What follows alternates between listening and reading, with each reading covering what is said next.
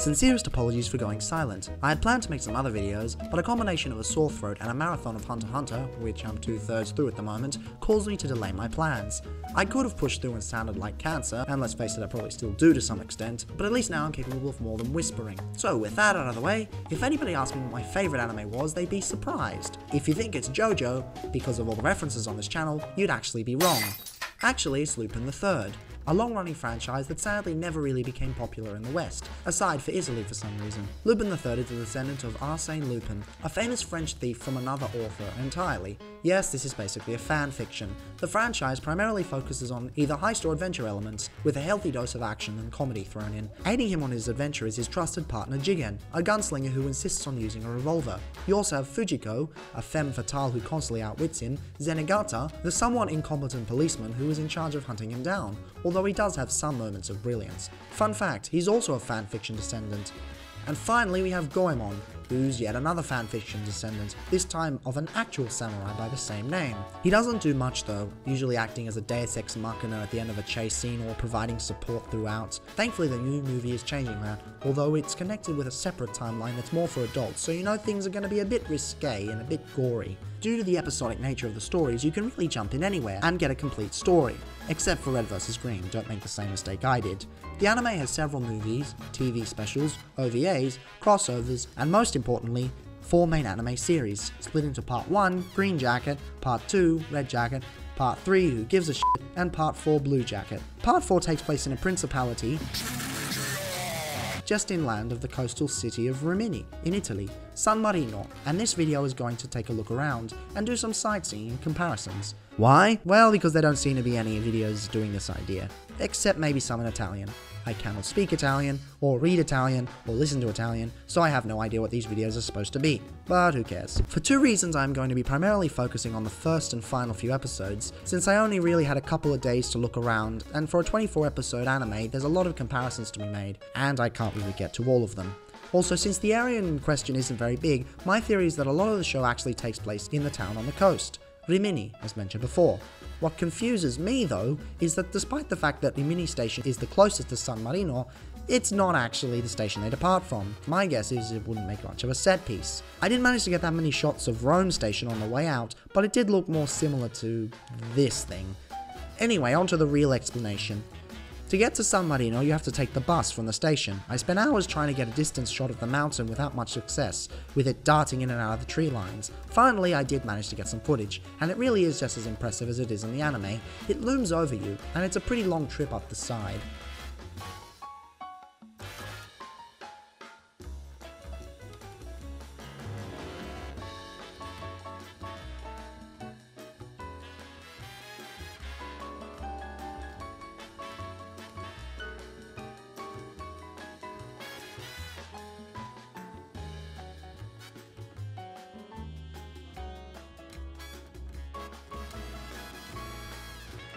The first thing you'll notice when you get off the bus is probably the Grand Hotel, as seen in the first episode and several episodes later.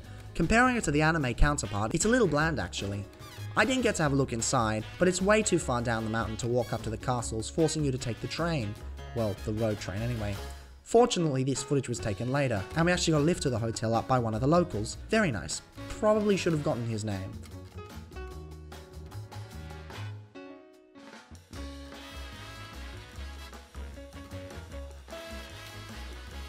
If you really do want to get close to the castles, then the Cesare Hotel is probably one of the best places to stay. Just don't eat dinner there, it's fairly mediocre.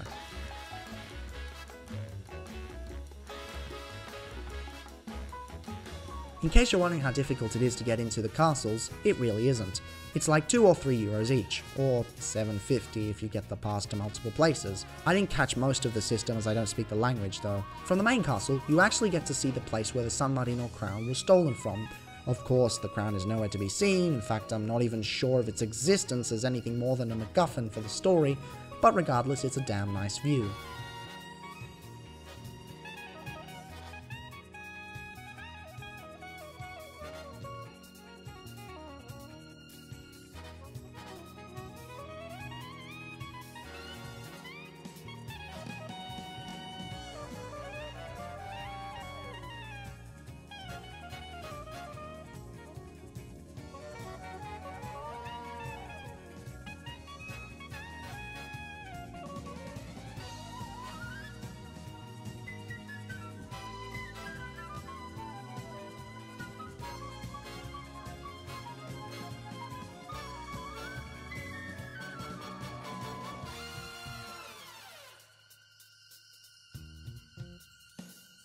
Walking down and around reveals a section from the chase scene from that very same episode, which is great continuity wise.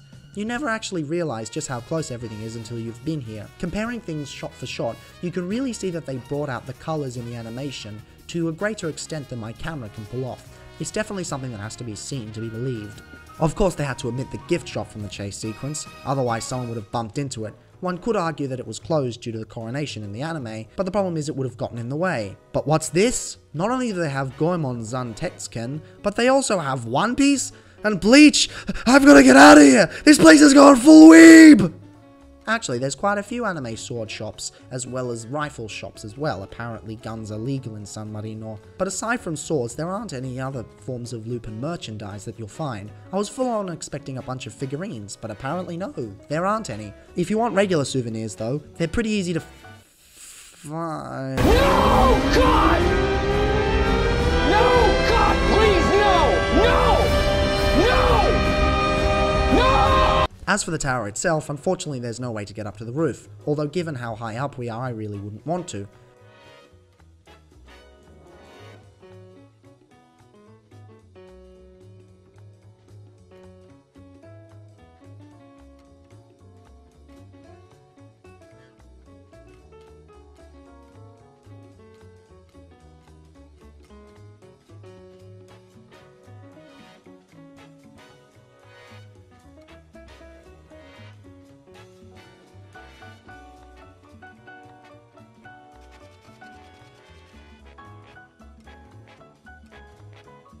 Finally, our last proper Lupin stop is the basilica. Doesn't look like they're stopping us from taking any footage, unlike in Venice, so I'll show you around. This is where the fake wedding took place, and overall I think the anime did it better. With superior lighting and more people around, it seemed a lot more interesting than it is in person, but hey, you can't win them all.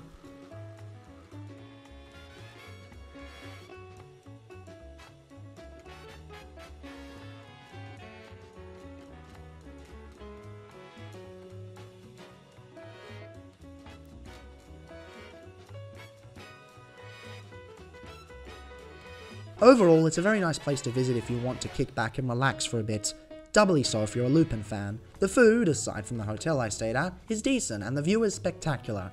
I wouldn't recommend going for more than a day or two though, since there's not much to do up there, but if you're considering taking a visit then it's definitely worth your time.